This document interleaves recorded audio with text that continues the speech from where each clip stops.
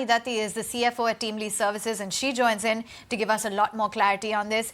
Thank you so much for taking time out. So to begin with, a lot of these banks off late, especially those in the private sector, as per reports, are seeing a lot of employees quitting. I understand that one bank has even seen an over 50% attrition. What is your assessment of this trend? Why do you think it's happening? Yeah. So we are seeing very strong hiring trends across all non-IT sectors, be it BFSI or consumer, telecom, pharma, healthcare. Across all segments, we are seeing very good hiring trends. So job seekers are finding a lot more opportunities. So that's one of the factors which is leading to high attrition. Having said that, in IT overall, we expected the attrition to come down to very minimum level, but there also we are still seeing attrition at an average level. I think that's also because of the fact that GCCs are still hiring. While IT services, the hiring is completely on hold, except placement hiring. New hirings are happening across GCCs. So I was actually touching upon banks, and I wanted to get in your take about banks because that's where you're seeing an over 50% attrition.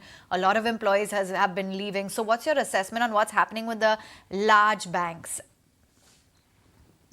It's mainly with overall increase in hiring within BFSI sector, within banking sector, because across all private banks, the hiring numbers are really picking up, especially over the last 2 quarters.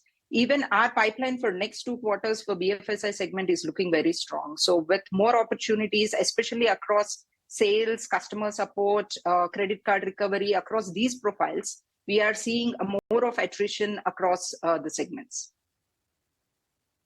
Do you think that there is a marked shift in the mindset, stickiness, commitment levels of younger talent, or is it that companies don't need as many employees right now within the BFSI sector specifically?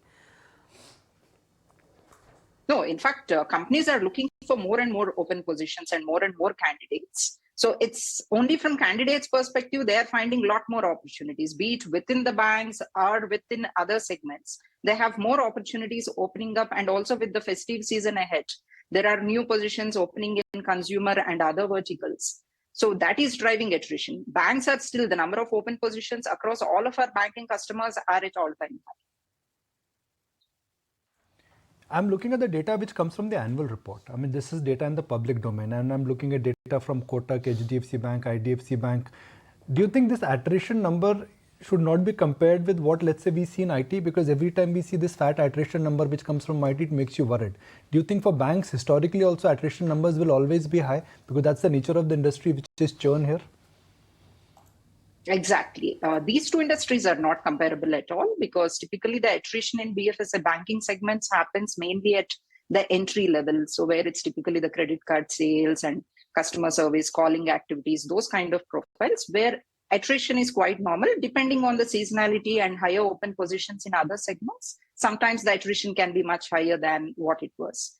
But whereas in IT, it is also related to the overall recession trends and the new projects that are coming for the IT services companies and hirings in GCCs and other startups. A lot of other factors drive the IT attrition. So these two are not comparable. The number which we look at is the cost to income ratio, or the employee cost.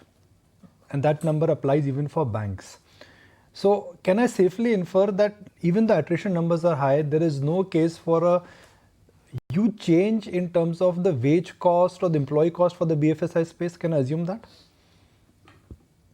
There is a steady increase in employee cost for banking clients, even in our case, which is nothing unusual. It's the annual inflation impact that we are seeing. Other than that, we are not seeing any substantial change, especially in the entry-level staff cost. So that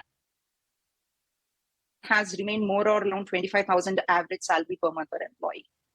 Before the word AI was introduced to the world, IT companies were hiring very differently. Now that AI is part of companies' DNA, even IT DNA, what has really been the substantial change? And I'm going to break it for the benefit of our viewers.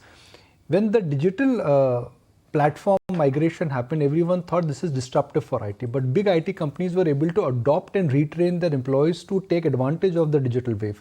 Do you think the same could happen because of this AI wave also? Rather than attrition, it would be maximization?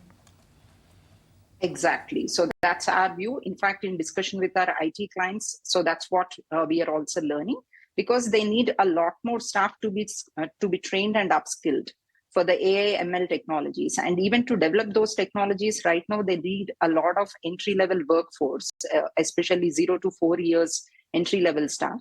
So we believe that at those experience profile, more and more hiring will happen to support the AI ML technology implementation across their clients.